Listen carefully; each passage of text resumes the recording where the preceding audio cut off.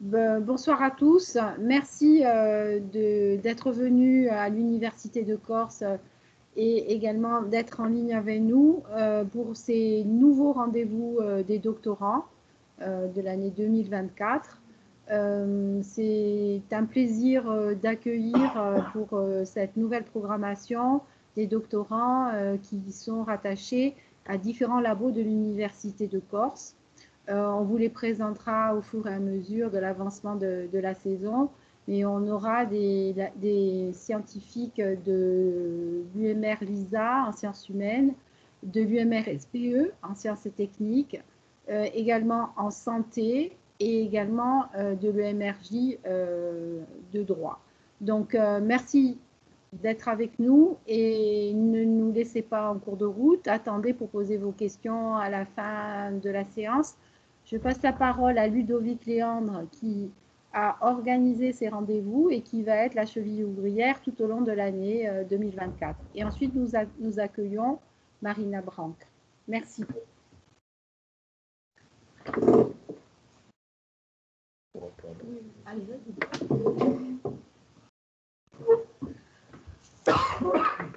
Alors, bonjour à tous et toutes. Marina Branc est une doctorante qui est en 3e année de doctorat en culture et langue régionale.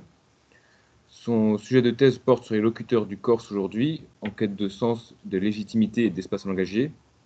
Elle a pour directeur de thèse Alain Di Mello et Nicolas Sorbe. Elle travaille au sein du laboratoire LISA, qui est lieu, identité, espace et activité. Et elle travaille également au sein du projet Identité et Culture, les processus de patrimonialisation, axe crise interculturelle au temps de l'Anthropocène. Et je te laisse la parole.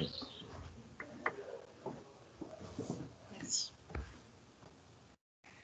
Alors vraiment pour commencer, je voulais vous remercier donc de cette participation à ce dispositif Les Rendez-vous des doctorants qui fait partie intégrante du label SAPS, Sciences avec et pour la société. Et l'idée, c'est vraiment aujourd'hui d'essayer de vulgariser ce travail de recherche à travers une focale particulière sur l'apprentissage du corps, c'est ce qui se fait en famille ou non. Et c'est ce qu'on va voir à travers cette communication. Le Corse, ça s'apprend en famille, mythe ou réalité. Cette phrase qui est entre guillemets, c'est un petit peu une synthèse des discours qu'on peut entendre de façon populaire, on va dire, dans la rue par les gens. Mais on va se demander, est-ce que c'est tout à fait vrai ou pas? Et pour répondre à cette question, je vais mobiliser différentes enquêtes que j'ai pu mener depuis donc 2018, depuis mon master de recherche. À l'époque, je faisais un travail sur la transmission familiale. J'avais interrogé 7 familles avec leurs enfants et c'est un travail que j'ai pu poursuivre ensuite en 2021 jusqu'à présent à travers donc cette thèse de doctorat sur les locuteurs du Corse. Et pour analyser l'ensemble de ces données qui ont été recueillies à travers ces enquêtes, je vais mobiliser un cadre théorique qui fait intervenir un certain nombre de concepts, on en reparlera, qui sont issus notamment des travaux de sociolinguistes périphériques, on va dire, des sociolinguistiques catalanes, bretonnes, irlandaises, qui connaissent des situations qui sont très semblables à celles du Corse aujourd'hui, et ce sera intéressant de faire des parallèles entre ces situations. Donc le fil conducteur de cette présentation, ce sont 3 problématiques qui vont aller un petit peu de fil en aiguille. Donc la famille est-elle toujours un espace propice à la transmission du Corse?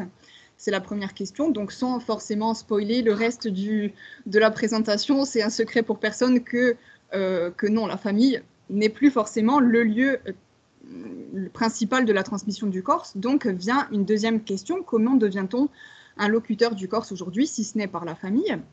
Et dans un troisième temps, on se demandera si la famille peut redevenir un pilier de la corsophonie, oui ou non.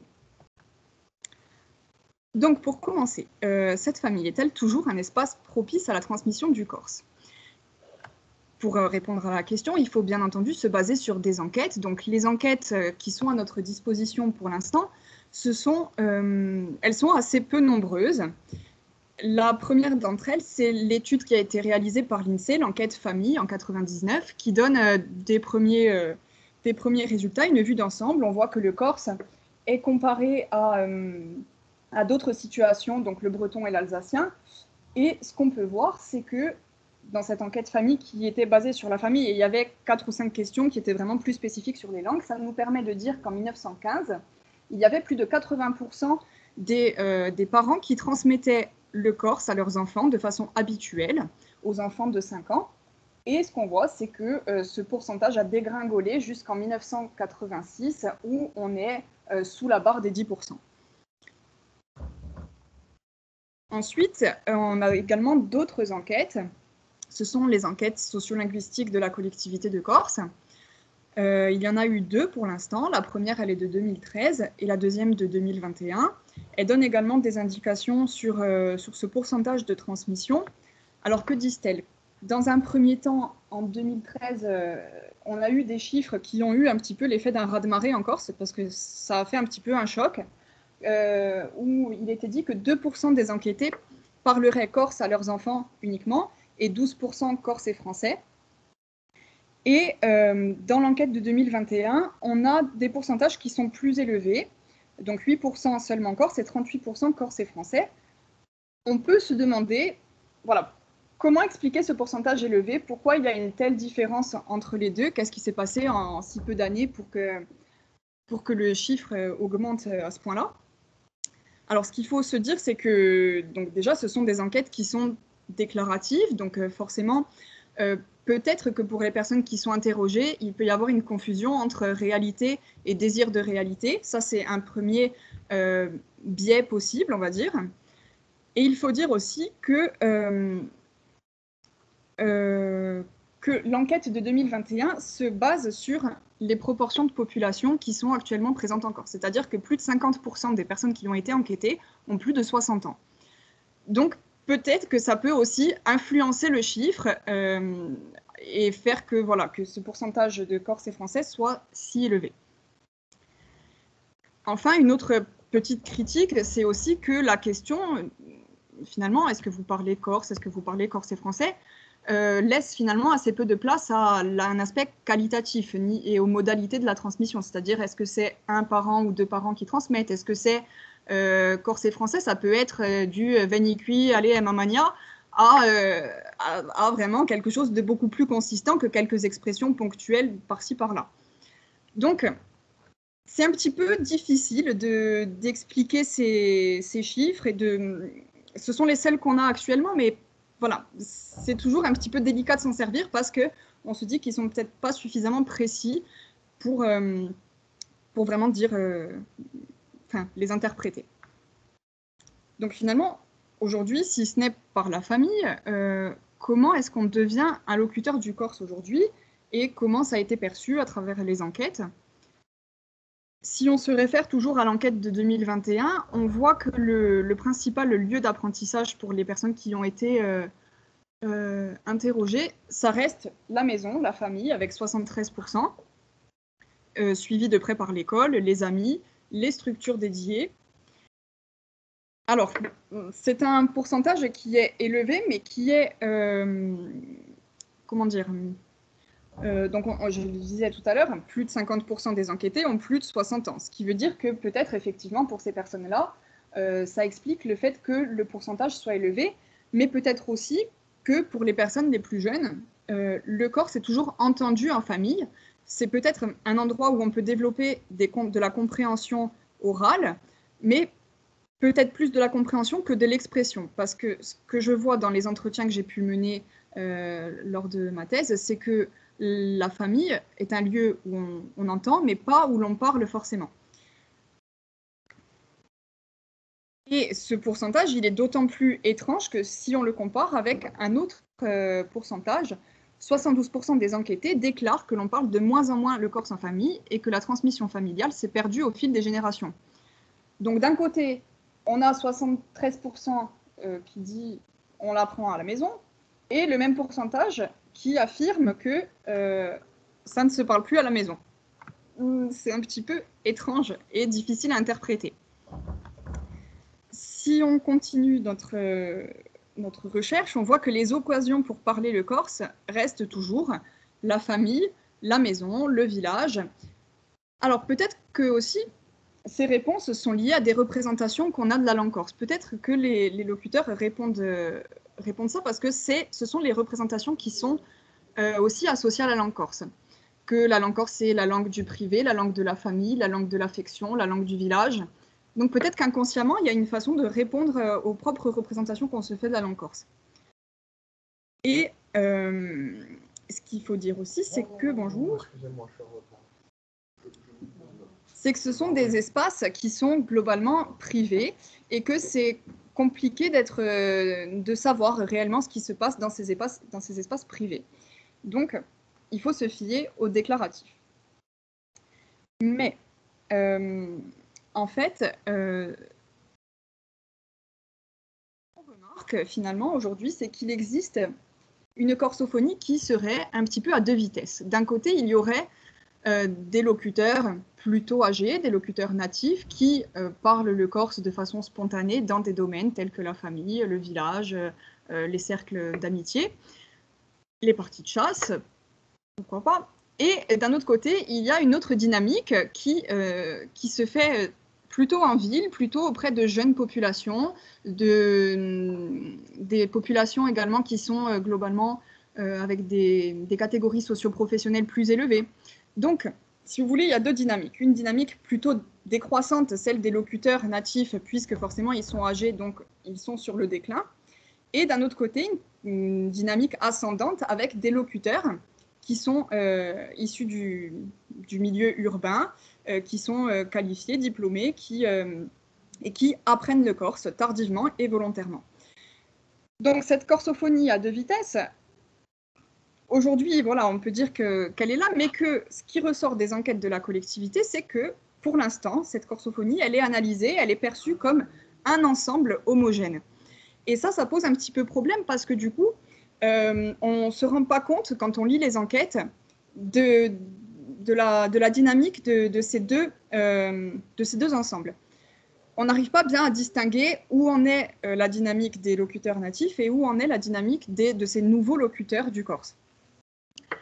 La faute à quoi? La faute, certainement, je pense, aux catégories de locuteurs qui sont employés. Parce qu'actuellement, les locuteurs, dans les enquêtes de la collectivité, ils sont traités globalement sous le prisme de la compétence. Et quand on s'intéresse à la compétence, on ne peut pas se rendre compte de si le locuteur a appris à parler tardivement ou pas, si ses fréquences d'utilisation, etc. Donc, ça, c'est un petit peu le point de départ de mon travail. Et je vous disais, je me suis référée à toute la sociolinguistique qui était produite, notamment par la Catalogne, parce qu'ils étaient très précurseurs en matière d'études des catégories de locuteurs. Et que disent les Catalans? Donc ça, c'est un extrait en catalan, et vous verrez qu'on comprend très facilement.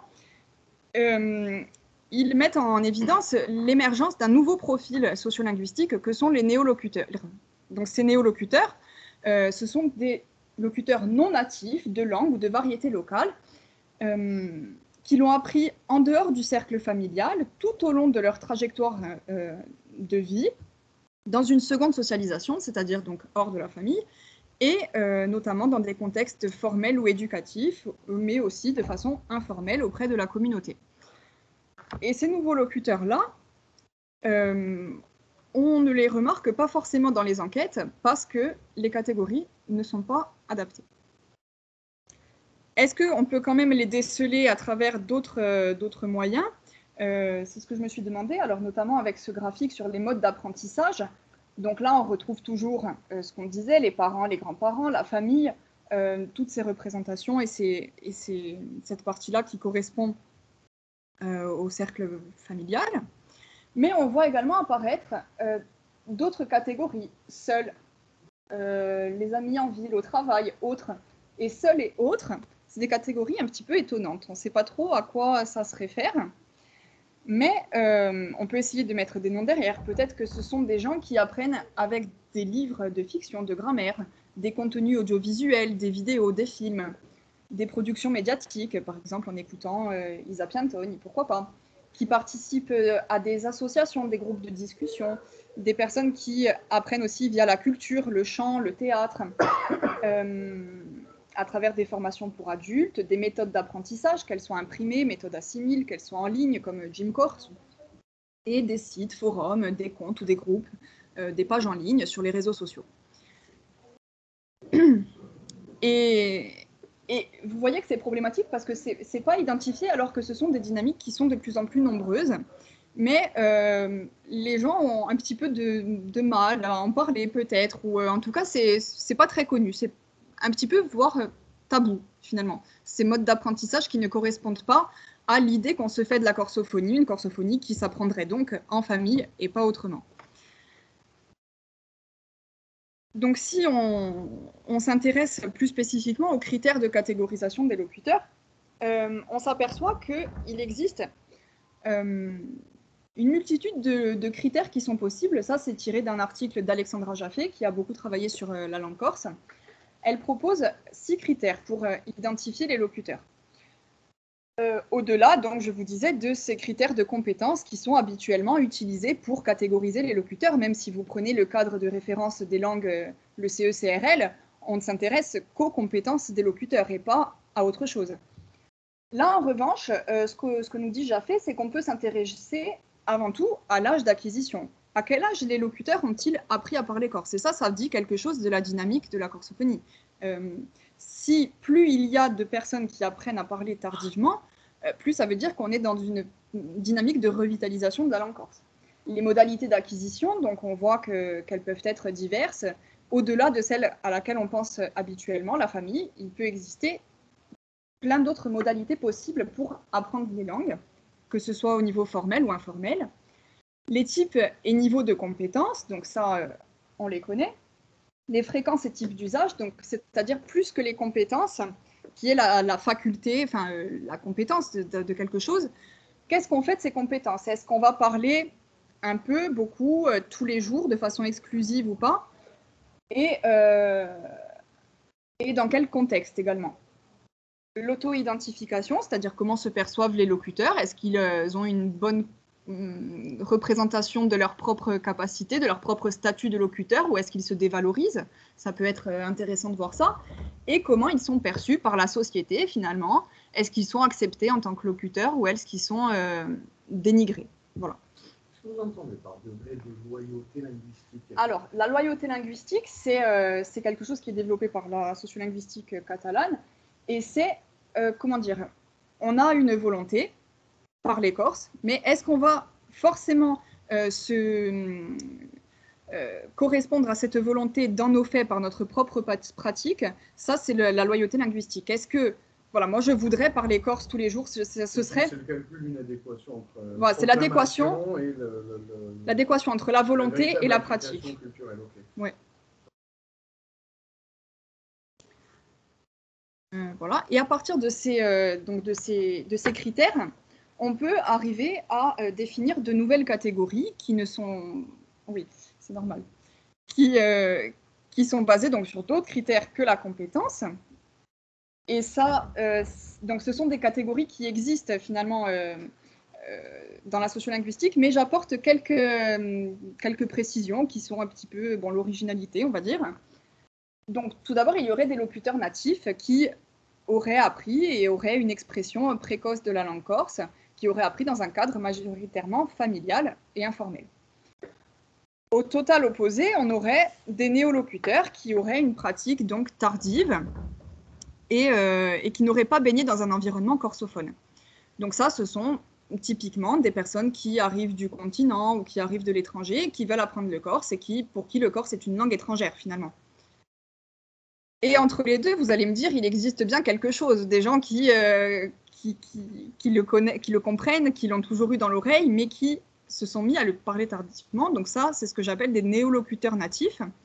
Ce sont des locuteurs qui ont une pratique tardive, mais pour qui le corse est quelque chose quand même qu'ils ont dans l'oreille, qui n'est pas totalement étranger. Ils ont vécu dans un environnement corsophone, et leur apprentissage peut être autant formel qu'informel.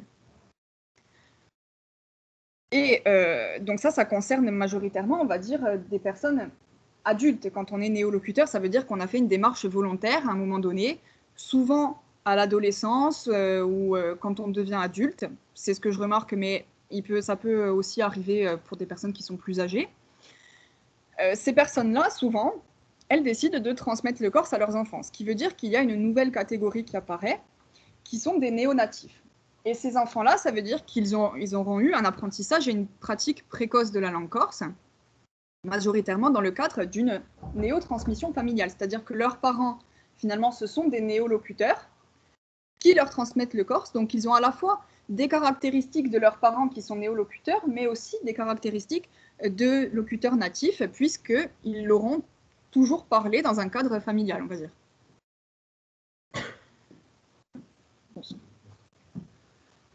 Qu'est-ce que ça implique, ces catégories? Ça implique de se demander si la famille, finalement, pourrait redevenir un pilier de la corsophonie, oui ou non. Quand on s'intéresse aux enquêtes et aux documents de planification linguistique, on voit que la transmission linguistique, ce qui est écrit donc dans le document de planification linguistique de 2014, Lingua 2020, la transmission familiale du corse a longtemps été perçue comme, par les défenseurs de la revitalisation du corse comme un palliatif préconisé par les franges les plus opposées à la revitalisation du corse. C'est-à-dire que pour les promoteurs du corse, ceux qui voulaient une revitalisation du corse, cette revendication de la transmission familiale, elle était un petit peu délaissée, mise de côté, parce qu'il fallait revendiquer une certaine reconnaissance pour la langue corse, pouvoir lui donner un statut, une certaine valeur au niveau institutionnel, et le faire entrer dans des espaces comme l'école, comme les médias, lui donner une pleine reconnaissance. Et puisque cet argument de oui, mais vous pouvez parler le corse en famille, finalement, c'était l'argument des personnes qui étaient opposées à la revitalisation du corse, ils n'ont peut-être pas suffisamment, insisté sur cet aspect-là. Évidemment que l'école est très importante, les médias également, que la langue est partout, puisque la langue est partout, donc il faut qu'elle soit vraiment partout. Mais il ne fallait pas peut-être laisser de côté la famille comme ça. Puisque, d'après l'UNESCO, la transmission intergénérationnelle est l'indicateur numéro 1 pour mesurer la vitalité d'une langue. Même s'il y a évidemment d'autres critères qui sont très importants. Donc cette vitalité, elle passe donc principalement par la transmission, mais pas uniquement. Et on peut se demander, avec l'apparition de ces néolocuteurs, si une néotransmission pourrait permettre de replacer le corse au cœur de la famille. La néotransmission, qu'est-ce que c'est? C'est lorsque des néolocuteurs, natifs ou non, décident de transmettre le corse à leurs enfants sans l'avoir eux-mêmes reçu en famille. Dans l'enquête que j'ai pu réaliser dans le cadre de mon master, j'ai vu que sur les 7 familles, enfin sur les 14 parents du coup, 79 étaient des néolocuteurs natifs et 21% pouvaient être considérés comme des locuteurs natifs. Donc on voit bien que la dynamique actuellement est plutôt du côté des néolocuteurs, même si l'échantillon était un peu limité, ça c'est vrai, il faudrait avoir des échantillons un peu plus importants. Ce qu'on remarque aussi sur leur profil sociolinguistique, c'est que ce sont des personnes qui ont plutôt des catégories socio-professionnelles intermédiaires ou supérieures. Et ils sont aussi majoritairement fonctionnaires. Et à travers leurs fonctions, ils utilisent aussi la langue corse. Donc ça veut dire qu'ils utilisent le corse dans un milieu professionnel. Et 21% sont des agriculteurs ou sans emploi. Alors, et au-delà de leurs activités professionnelles, ils ont aussi un fort militantisme culturel. Ils sont impliqués dans le monde associatif, dans le monde culturel. Et ils sont majoritairement urbains aussi. Et ces locuteurs-là jouissent donc d'un certain prestige inédit grâce à leurs compétences en langue corse, que ce soit à travers leurs activités extra-professionnelles que professionnelles. Et ce prestige-là, il est également transmis aux enfants Aujourd'hui, on le voit, quand on croise un enfant qui parle corse dans la rue, ça devient vite une attraction, où souvent les enfants qui parlent corse sont mis en avant sur les réseaux sociaux. Ils sont également les acteurs de films, on les met en avant dans les émissions pour les enfants, Ava Brikuc, par exemple. Donc ces enfants-là deviennent un petit peu des stars grâce à leurs compétences en langue corse. Cette néotransmission familiale, ce qu'on peut dire, c'est que finalement, c'est une expérimentation linguistique. La famille est vue comme un petit laboratoire où les parents font des expériences, on va dire, avec leurs enfants. Et ils mettent en place, ils testent des modèles, des stratégies pour faire en sorte de transmettre le corse à leurs enfants. Une idée reçue qu'on a, c'est que la communication qui se passe en famille, dans le milieu privé, est forcément naturelle et spontanée. Mais en fait, ce qu'on voit avec ces enquêtes-là, c'est que non. Et cette phrase, elle résume vraiment bien ce que j'ai pu recevoir dans les enquêtes que j'ai menées, c'est « Amuvat sforzo di parla corse parchiera natural ». On a fait l'effort de parler corse parce que c'était naturel. C'est-à-dire qu'on fait un effort parce qu'on veut correspondre à un idéal de naturel, comme on se le représente dans sa tête, quoi. Et cet effort, il passe par la mise en place de politiques linguistiques familiales qui connaissent plusieurs modalités. Donc, premièrement, j'ai observé un libéralisme linguistique, c'est-à-dire que là, les parents laissaient le choix à leurs enfants de parler, de répondre soit en français, soit en corse, selon leur volonté. Et grosso modo, les enfants répondaient en français. Un autre modèle possible, c'est celui « un parent, une langue ». Celui-ci, là, globalement, c'était les pères qui parlaient corse à leurs enfants et les mères parlaient français. Et lorsque l'enfant ne répondait plus en corse au père, ce qui était rare mais qui pouvait arriver, le père, dans ces cas-là, disait « on t'y capis cupio ». Et là, la communication était complètement arrêtée. Donc, l'enfant était dans l'obligation de reparler français, reparler corse au père s'il voulait maintenir la communication. Donc là, on crée un besoin à travers une obligation. Et le troisième modèle, qui était représenté par une famille, c'était l'absence d'alternative, c'est-à-dire que finalement, les enfants n'avaient que cette possibilité, puisque les parents parlaient corse entre eux, ils parlaient corse avec les grands-parents, le village, l'environnement social était également corsophone, donc finalement, c'était la normalité pour ces enfants de parler corse. Sauf que cet équilibre-là, il est quand même très précaire, soumis véritablement aux aléas, à l'ensemble des événements qui peuvent se passer en dehors de la famille. Les points faibles, par exemple, ce qui pouvait contrarier cet équilibre familial, c'est notamment lorsque les enfants rentraient à l'école.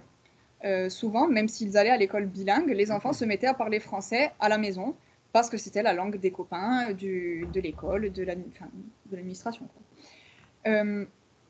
La faiblesse de la communication en corse entre les parents, même s'ils étaient capables de parler corse entre eux, souvent ils ne le faisaient pas. Et ça, c'était un point faible, parce que les enfants ne comprenaient pas finalement comment ça s'inscrivait, tout ça, dans... Enfin, ils ne percevaient pas le sens. Et cette citation de Grosjean, finalement, que le plus grand détracteur du bilinguisme d'un enfant est le bilinguisme de ses parents. Et souvent, les parents, en fait, baissaient les bras quand les enfants rentraient à l'école et ils disaient, voilà, depuis qu'il est rentré à l'école, j'ai arrêté de faire l'effort, je n'y arrive plus. Et souvent, le corse perdait de la place dans la famille. Est-ce que les cours de corse, ils changent quoi que ce soit Je poserai les questions en fin de... Oui. Pour ça, vous plaît. Voilà. Bon. Si ça vous plaît encore plus. Donc malgré ces difficultés, on voit que ces dynamiques de néotransmission sont assez peu nombreuses. Enfin, on a du mal à les quantifier, on va dire, puisque les enquêtes ne permettent pas de les quantifier véritablement, puisqu'il n'y a pas d'enquête précise sur le niveau de transmission familiale. Mais on voit qu'il y a un souhait de la part des parents que leurs enfants parlent corse plus tard. Dans l'enquête de 2021, ils sont 94% à dire que leurs enfants devraient parler corse plus tard. Enfin, c'est ce qu'ils souhaitent. Donc, ça fait écho également à un autre chiffre, qu'il y a plus de 90% des enquêtés des 2 enquêtes 2013 et 2021 qui disent vouloir une société bilingue à l'avenir. Ce qui veut dire que si on s'intéresse à, enfin, si on prend en compte ces données-là pour le futur de la langue, ça voudrait dire qu'on peut se positionner dans une perspective de transition linguistique. Grâce aux catégories qu'on a évoquées tout à l'heure, on peut penser différentes phases de la corsophonie, de son passé jusqu'à son avenir, et mettre en avant quels sont les profils de locuteurs qui sont les plus dynamiques, les plus importants dans chaque période. C'est-à-dire que si on prend le passé de la langue minoritaire, enfin du corse en fait, on voit que les locuteurs natifs étaient les plus majoritaires dans la société, forcément. C'était la normalité, on va dire. Les gens parlaient corse et c'était ce qui était transmis en famille. Donc la vitalité était élevée. Ensuite, et c'est ce qui s'est passé tout au long du XXe siècle, et on a vu l'enquête famille au début, il y a eu un glissement linguistique en faveur du français avec un déclin du corse et une proportion plus élevée de non-locuteurs ou de locuteurs qui sont potentiels mais qui ne parlent pas forcément. Des gens qui souvent on entend « j'ai un blocage, je n'arrive pas à parler, je comprends tout mais je ne franchis pas le pas ». Donc ça, ce sont plutôt des locuteurs potentiels. Ensuite, et ça c'est à peu près la période dans laquelle on est depuis les années 70, c'est qu'il y a une volonté de revitalisation du corse. On est un petit peu là au creux de la vague, on ne sait pas ce qui va se passer après et on voit que la suite est mise en pointillé parce que c'est un scénario parmi d'autres. Peut-être qu'il ne va rien se passer, que la langue disparaîtra comme elle est apparue. Peut-être que si on se réfère aux enquêtes de la collectivité, il y a une volonté pour revitaliser le corse et qu'elle redeviendra une langue de communication usuelle pour les personnes qui habitent en Corse. Dans cette période, ça veut dire que les néolocuteurs ont une place importante à jouer et que si on veut que le corse soit parlé au futur, il va falloir que les personnes qui ne parlent pas l'apprennent forcément, donc de façon tardive et volontaire. Et que dans un futur encore plus lointain, les néonatifs, ces enfants donc, qui seront issus de néotransmission, seront potentiellement les plus nombreux et que la langue retrouvera un statut peut-être de langue véhiculaire. Voilà, mais tout ça pour vous dire que la langue, évidemment, doit être pensée comme un tout et qu'évidemment, il y a cet aspect sur la famille, mais qu'il ne faut pas négliger également les représentations, les compétences et pratiques et le niveau d'institutionnalisation. C'est pour ça que on ne peut pas juste se focaliser sur la famille. Ce serait erroné de dire, voilà, je ne veux pas que mon propos, ce soit l'école, ça ne sert à rien et la famille, il n'y a que ça qui compte. Non, les deux sont importants puisque la langue est un tout. Voilà, pour vous dire aussi que pour penser le futur de la langue corse, il faut aussi avoir en tête que la revitalisation linguistique ne correspond pas à un retour à un état social antérieur. On ne va pas revenir en arrière en un claquement de doigts, puisque la société a changé, les conditions matérielles ont changé, et forcément, ce sera quelque chose de nouveau qu'il reste à inventer, à créer. Et on se trouve un petit peu à un moment où il y a deux perspectives qui s'offrent à nous. Finalement, est-ce qu'on se dirige vers une société où le corse devient une langue post-vernaculaire, c'est-à-dire où ce qui est dit est plus important encore que la façon dont c'est dit, le fait que quelque chose soit dit en corse est encore plus important que ce qui est dit réellement, c'est-à-dire qu'on donne plus d'importance au symbolique qu'au contenu, ou est-ce qu'au contraire, on souhaite aller vers une revernacularisation où ce serait le sens, la communication, l'aspect communication qui est le plus important pour les locuteurs. Voilà, mais tout ça, ce sont des questions en fait qu'il faut se poser sur la finalité. Qu'est-ce qu'on souhaite pour le futur de la langue corse? Est-ce qu'on souhaite, que souhaitent faire les locuteurs? Et tous les mots qu'on emploie un petit peu comme ça, peut-être sans y réfléchir, comme des synonymes, sauver, préserver, conserver, revitaliser, promouvoir, valoriser, peut-être qu'ils renvoient aussi à des modèles de société qui sont différents et sur lesquels il faut vraiment réfléchir. pour savoir quel type de société, quel type de corsophonie on souhaite pour l'avenir. En tout cas, ces néolocuteurs sont actuellement de véritables acteurs d'une dynamique de revernacularisation. Et lorsqu'ils mettent en place des néotransmissions, ils deviennent également des acteurs au-delà de la transmission, à travers un secteur qui a été délaissé des politiques linguistiques, la famille. Mais voilà, pour avoir une meilleure connaissance de tout ça, il faudra réaliser des enquêtes à la fois de plus grande ampleur et mieux ciblées, en utilisant peut-être des catégories de locuteurs plus adaptées, ou en tout cas différentes, pour mieux cerner les dynamiques. Voilà, j'espère que ça a été clair. Merci.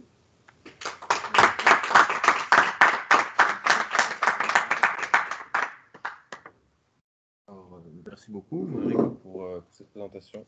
C'était très, très intéressant. Alors, on va passer au temps des questions. Est-ce que tout d'abord, il y a des questions dans le public je donne la parole derrière, d'abord. Oui. Est-ce que justement cet aspect, parce qu'on se cœur de toute la politique, est-ce que ça joue un regain de locuteurs ou même justement ça fait certains et par rapport à justement cette utilisation politique de la langue? Alors, ce qu'on peut dire, c'est que depuis les années 70, les combats qui ont été menés par les nationalistes, notamment le combat pour la langue corse, pour sa reconnaissance, on va dire, c'est quelque chose qui a aujourd'hui suffisamment infusé dans la société. Je pense que ces idées sont très largement adoptées, validées par la société, puisque depuis 2015, les nationalistes sont au pouvoir des institutions de la Corse, et que ces idées-là semblent faire véritablement consensus aujourd'hui. Je pense qu'on peut même parler d'hégémonie culturelle. C'est Jean-Louis Fabiani qui dit qu'aujourd'hui, il existe une hégémonie culturelle remportée par les nationalistes corses, et qu'aujourd'hui, ça ne fait plus débat dans la société. Donc évidemment que ce combat-là a permis à la langue corse de ne plus faire débat. Aujourd'hui, je pense que c'est quelque chose qui est totalement accepté par la population, et que ça favorise plutôt les dynamiques d'apprentissage par des néolocuteurs que le contraire. Voilà. Oui. Il n'y en a pas d'autres. Moi, j'avais 3 questions. Du coup, si il n'y en a pas d'autres, je vais dérouler. La première question, c'est vous avez parlé de modèles familiaux, et à quel point les modèles familiaux sont importants dans la transmission de la langue, que du coup, il y a un morceau de travail qui concerne les modèles.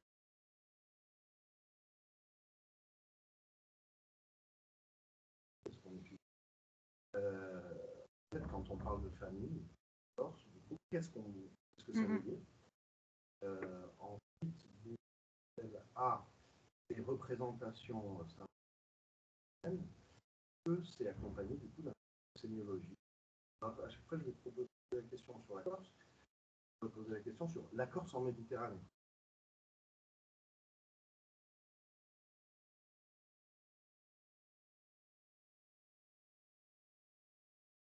La dernière, est-ce qu'il y a une approche institutionnelle de la question de la Corse et de sa transmission? Est-ce que refiler le bébé d'apprendre le corse à une institution coloniale, c'est pertinent? La quatrième, mais ça là c'est un bonus, c'est juste un petit bonus, ne vous inquiétez pas, parce que non, vous ne vous inquiétez pas. Oui.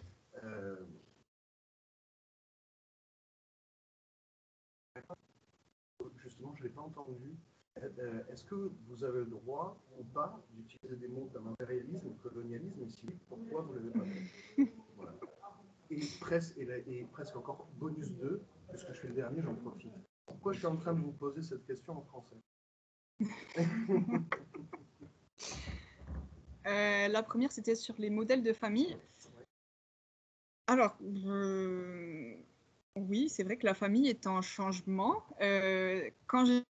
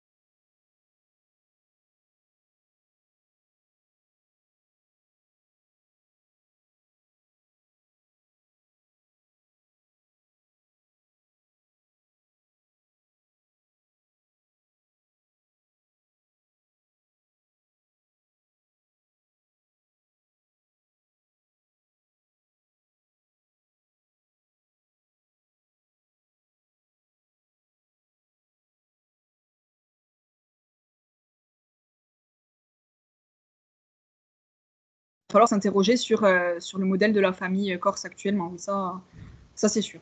Mais voilà, enfin, je sais pas. Après, c'était... Sémiologie. Vous parlez de représentation, sur quelle bibliographie on se repose quand on parle de représentation en Corse ou en Méditerranée? Alors... Si c'est trop pointu, vous me dites. Hein. Je suis léger. Ouais. Non, en sociolinguistique, donc, nous, on s'intéresse beaucoup aux représentations. Et sur ça, je peux vous donner 3 éléments. Quand je disais que ce qui compte davantage quand on est dans une perspective de post-vernacularité, c'est que la chose qu'on dit soit dite en Corse plutôt que le fond réellement de ce qui est dit. Par exemple, le latin dans l'église, c'est plus important de parler en latin que de dire... que de comprendre ce qui est dit. Ouais, peut-être. À réfléchir. Mais... un exemple de langue post-vernacularité, je sais pas. On n'entend plus en tant que communication normale, par contre, on a fini. Je pense comme le corse. Oui, ça existe aussi. Hein.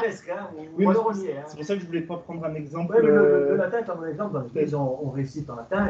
C'est plus important, c'est ça en fait. Comme un peu aujourd'hui en Corse, les débats à l'Assemblée, ils sont dit en Corse parce qu'ils peuvent pas être dit, on ne pourrait pas l'imaginer dit en français. Je ne sais pas si je parle des gens, mais le fait est qu'il y a 13% de la population qui comprend et le reste non. Ce qu'on remarque pour le Corse, c'est que voilà, c'est la langue des titres. Voilà, ce qui compte, c'est qu'il y ait le titre en Corse encore plus que ce qui est dit réellement. C'est la langue également dont on se sert pour parler du Corse. Donc ça, c'est aussi un élément important qui dit que il y aurait peut-être le Corse serait un petit peu confiné à cet espace-là. Et la langue de la traduction, c'est-à-dire que c'est peu envisageable de mettre que du Corse, que ce soit à l'écrit ou à l'oral, sans avoir une traduction égale de ce qui est dit. Alors, après, c'était pas par langue, c'était par exemple, vous prenez l'exemple d'un enfant qu'on va préférer, s'il nous parle en Corse, on le monte sur la table. Parce que, mais alors, quels enfants? Et à qui ça fait plaisir ça? Est-ce que ça fait plaisir à tous les gens qui habitent en Corse? Ou est-ce que les codes, les titres, ça intéresse plutôt certaines catégories ou pas? Vous voyez ce que je veux dire? Enfin, oui, je disais, les enfants qui parlent corse, aujourd'hui, c'est des enfants stars. Hein. Mais alors, même au-delà de ça, quand le simple fait d'apprendre une poésie en Corse à l'école, souvent, on dit, allez, va répéter, va nous faire la présentation, et il y a toute la famille qui écoute la présentation, la récitation de la poésie. Oui, il y a quelque chose de l'ordre de la spectacularisation, de la mise en scène de cette corsophonie aussi. Je sais pas, enfin... Oui. Permettez-moi, c'est une domaine de l'enseignement privé. Donc, ces enfants-là, eh bien, en dehors de la starisation, sont des modèles pour les autres enfants. Et les autres enfants copient et essaient de reproduire ce que font ces enfants. Donc, pour construire, c'est un exemple. Voilà, valeur exemplarisée. Donc, et à qui ça sert, vous demandez? À qui ça fait plaisir? D'abord, ça fait plaisir aux Corses, d'entendre parler des enfants corses, parce qu'il reste encore des Corses qui aiment la langue de Corse. Je pense qu'il voulait demander d'un point de vue de la recherche, comment est-ce que, donc d'un point de vue de sémiologiste, comment est-ce qu'on sait, vraiment à qui ça fait même façon à celle d'après. Je pense que c'était ça que je voulais demander. Est-ce qu'on a c'est quoi les études qui nous montrent? Est-ce qu'il y a une bibliographie de sémiologie qui concerne les représentations? Sémiologie, c'est la science de faire de la science. Non, c'est l'étude des sens. Hein. Mais l'étude vraiment du sens, l'étude des signes. Oui, c'est des observations. Quoi. Ouais. Voilà, non, mais ouais, non, enfin, sémiologie, je sais pas. Ouais. Non, on peut te féliciter pour ce beau travail. Ah, merci. Oui, c'est super. C'est super. Ouvre le champ. Il y a des question là-bas aussi, me semble-t-il. Non, vous n'aviez pas levé la main. Je vais remettre oui. 2 secondes. Je voulais te poser une question. Lorsqu'il y a des chiffres, 21% et 79, tu montres 2 chiffres. Tu montres voilà, les locuteurs et en dessous. Ouais. C'est les mêmes. Alors, est-ce que agriculteurs sans emploi, c'est les 21% de locuteurs natifs, ou est-ce que c'est pas je crois que ça se joue à une personne. Donc les agriculteurs et sans emploi, c'est les locuteurs natifs. Grosso modo, c'est ça, ouais. C'est intéressant de noter du coup la différence entre celles qui viennent les locuteurs natifs. Mais non, ça se joue à 2 personnes. Donc non, ça correspond. Ouais. 2 personnes. Bon, en même temps, c'est sur 14, hein, donc c'est pas non plus. Sur un tout petit échantillon, c'est drôle que. Ouais. Donc pour l'instant, on peut dire en parlant que pour l'instant, le Corse se répand pas dans toutes les catégories de population de manière évidente.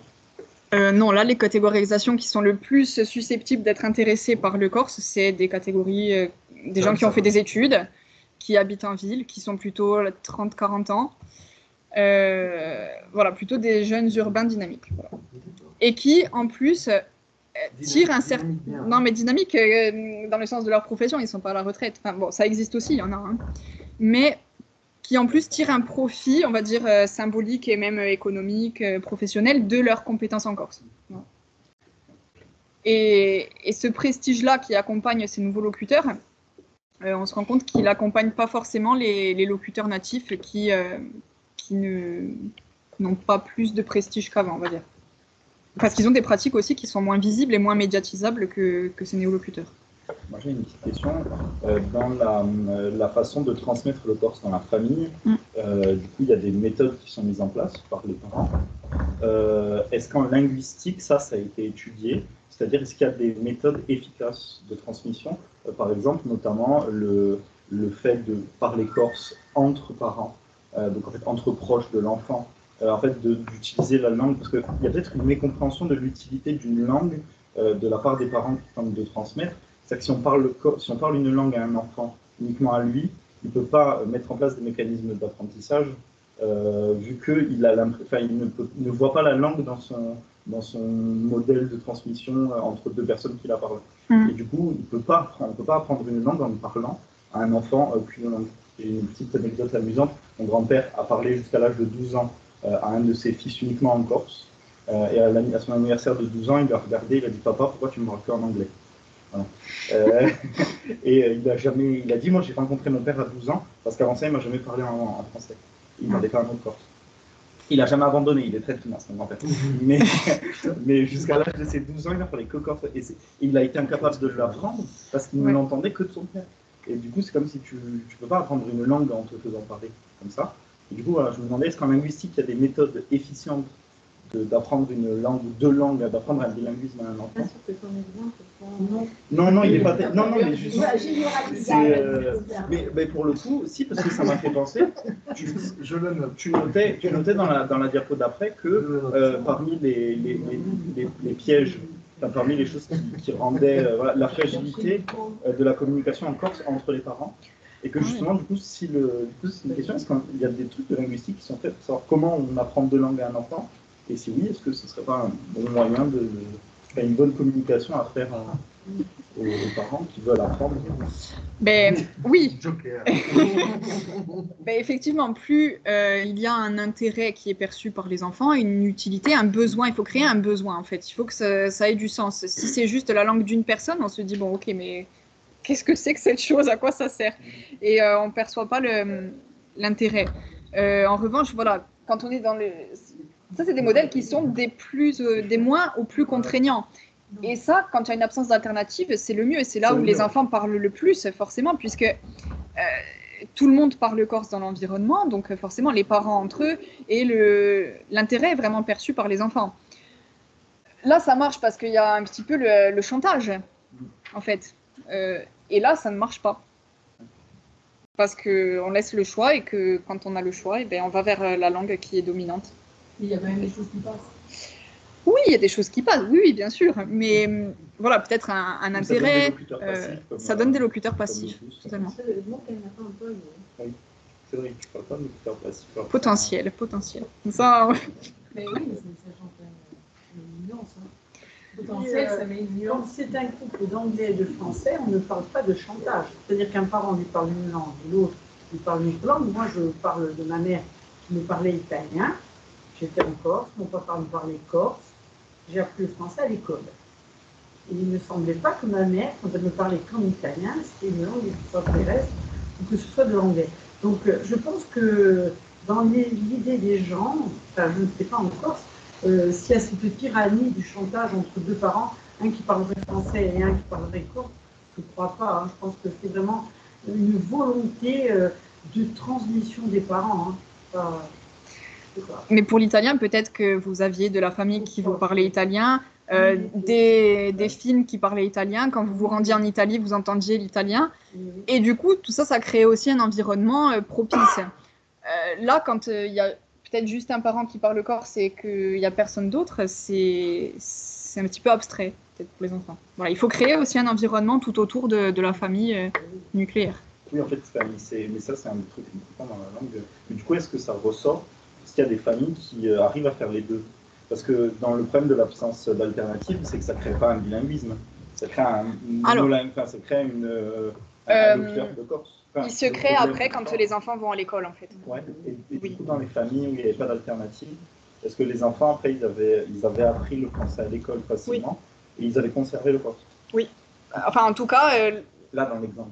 Dans la photographie que j'ai faite à ce moment-là, les enfants avaient appris le français à l'école et continuaient à parler le corse à la maison, puisque c'était la langue des parents, la langue des grands-parents. L'alternative la plus efficace.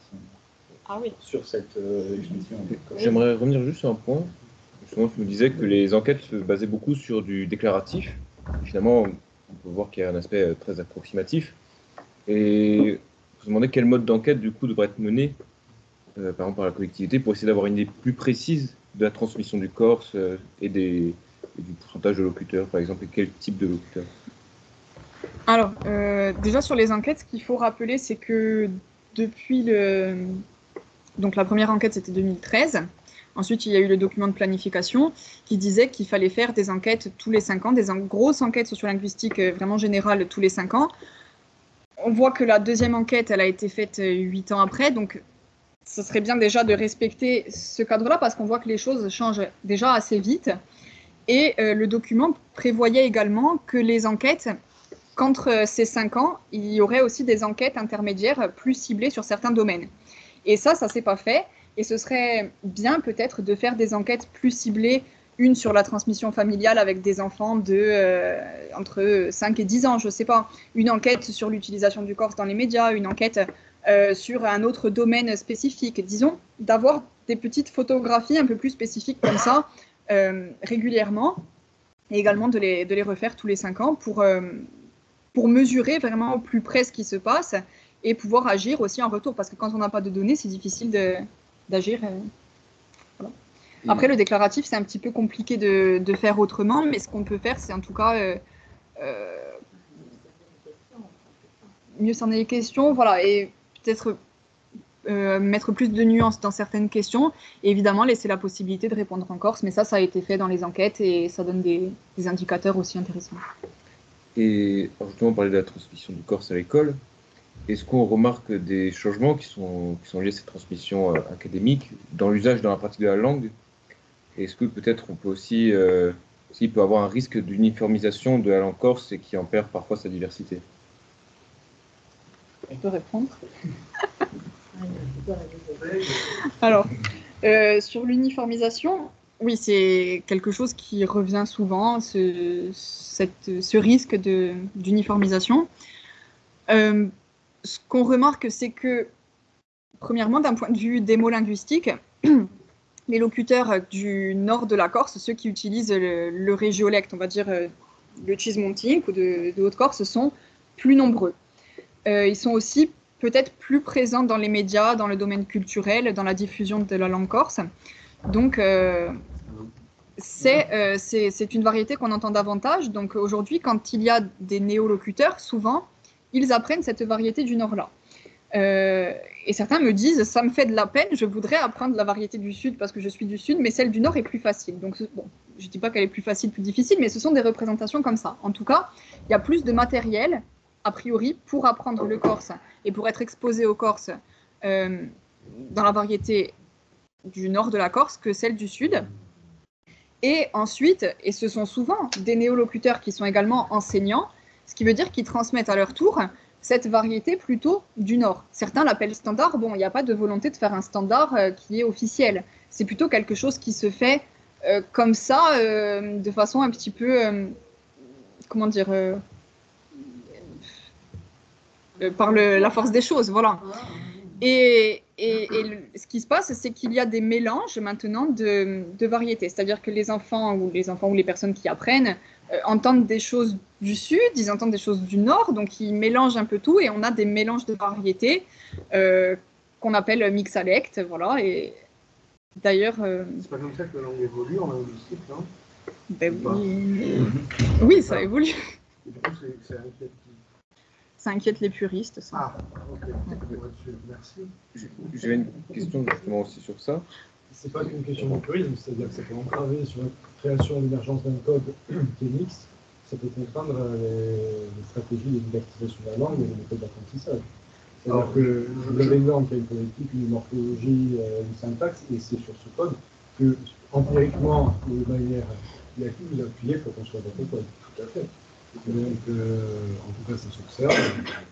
On a l'étape de la description. La description. Après, la gestion, c'est encore un autre niveau. Bien même ce serait uniformisé, est-ce que ce serait un gros pari relativiste linguistique que de se dire au bout d'un moment ça se dissociera en fonction de l'intérieur.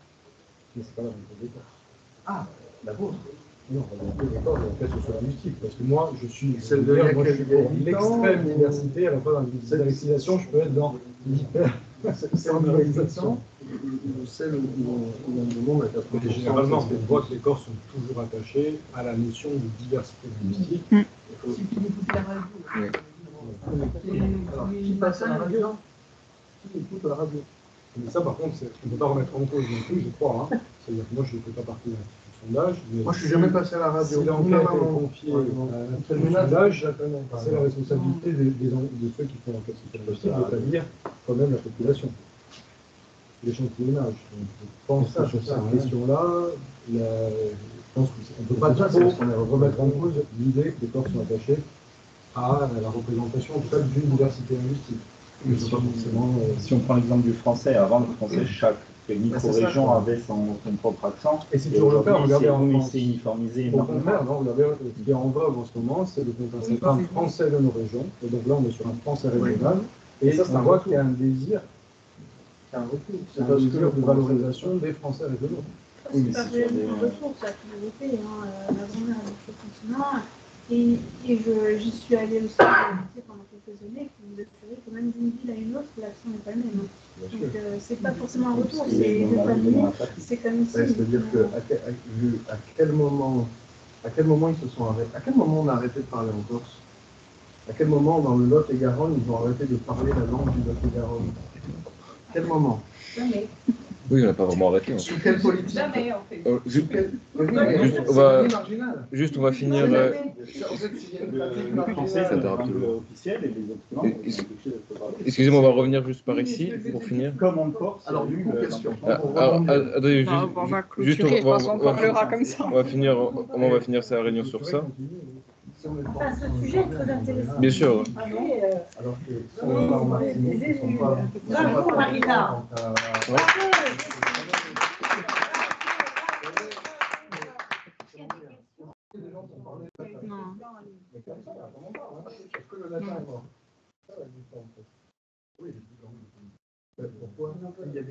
Alors, Juste, je vous demandais votre attention, s'il vous plaît. C'est ça. Moi, je vais juste terminer sur une dernière question. C'est bon, il n'y a plus. On peut s'arrêter alors, très bien. Alors, du coup, merci beaucoup, Marina Branc, pour cette prise de parole, cette présentation. Et je pense que ça nous donne de quoi réfléchir et de quoi débattre pour plus tard. Et encore merci. Maintenant, c'est